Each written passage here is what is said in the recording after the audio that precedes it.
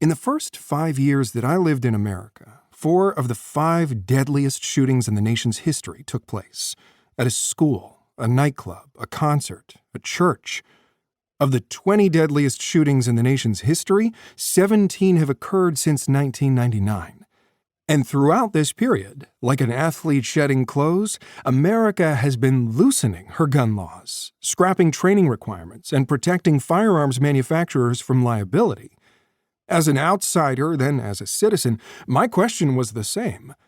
Why do Americans tolerate it? Then the matter became personal. I was sitting on a leather couch in a rented apartment when a series of mysterious, abusive, and finally threatening messages came flooding through from an angry acquaintance. First came a picture of a handgun, then bullets, then an image of a man with his head blown off, followed by the words, "You're next." The sender was someone I hadn't seen for months, a woman my wife and I had hired to look after our children for a few hours every week before parting with her on friendly terms. She had been badgering my wife, who is a journalist, about a story she wanted her to cover, and the disagreement had escalated bizarrely. When I stuck my oar in hoping to smooth things over, the fury turned on me. And there I was, swaying under the motion of death threats as my reading matter faded into irrelevance. The words, "You're next," were followed by a series of coded messages about my children being angels, and the sender's father preparing to punish me for 10,000 years. Today I was going to find out how clever I really was. Death for me, a better life for my children.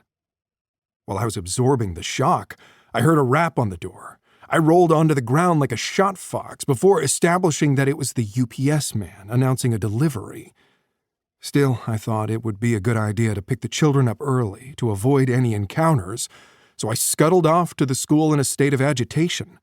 Housed as we were in temporary accommodation, it seemed the only weakness in my strategy of avoidance would be if she were to find out from the neighbors where we were staying. As I texted them explaining what was going on, the gravity of the situation hit home. Credible or otherwise, a death threat was a crime. Within the flood of outrage and concern, one message stood out. "Hope everything is okay," said my Tennessee-born NRA member friend Michael. "And believe me, if she steps foot in our house, it'll be a huge mistake." I did not reply, but I wasn't as offended by the sentiment as I should have been. I remember something Tim O'Brien wrote about how a crisis catches you cold. You think that by having the right views, you will build up a reservoir of courage that will be ready when you need it. But thoughts are only thoughts. To say that you don't believe in violence means nothing until somebody is trying to hurt you. When I chatted with Michael the following day, he asked me straight, "Do you think you will get a weapon?" A careful choice of words, I thought.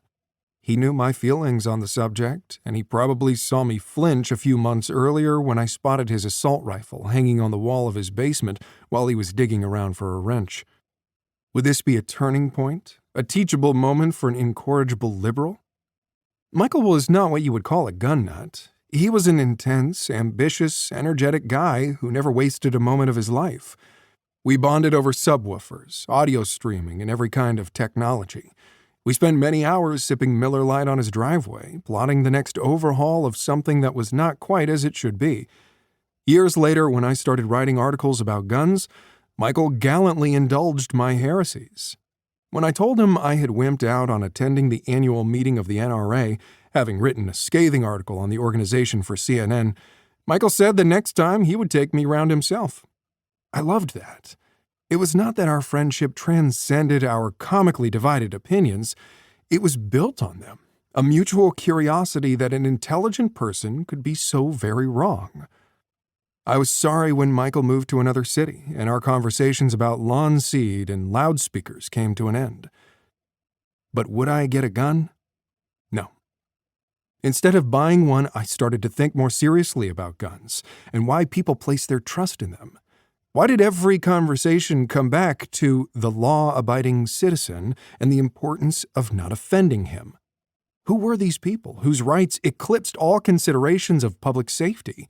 Does the law-abiding citizen even exist?